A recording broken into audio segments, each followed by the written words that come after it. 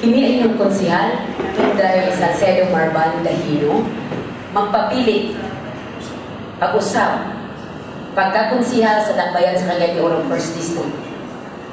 Kini si Inday Dahino, usa ka chemical engineer, magtutudlo. Nagtudlo kita ni adto sa COC o nagtudlo sa kita sa Liceo de Cagayan University. Mga igsoon, ngano kitang magpapili o ngano inyo akong piliin.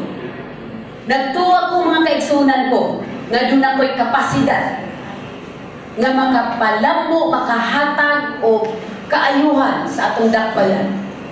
Tungod kay doon ako'y kasinatian sa akong personal nga panginabuhi, personal nga pagdala sa akong pamilya, personal nga pag-improve sa among panginabuhian.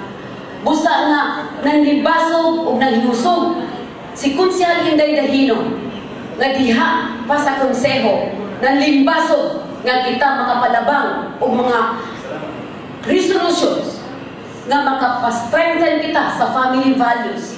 Kay kini mao akong advokasya nga makapaligon kita sa atong pamilya.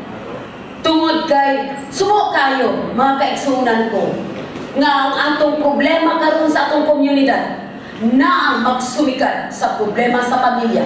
Busa inyong Konsehal Inday Dahino, naghangyo nga inyo ako maduyugan sa akong kausa nga makapaligon kita sa atong pamilya.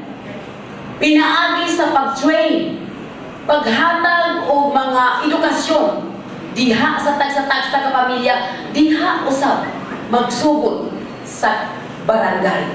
Busa nagtuo si Konsehal Inday Dahino nga ang pamilya nga ligon may kaugmaon. Si Inday Dahino, numero 14, pag-abot sa Mayo 9. Daghang salamat kanilang tanan.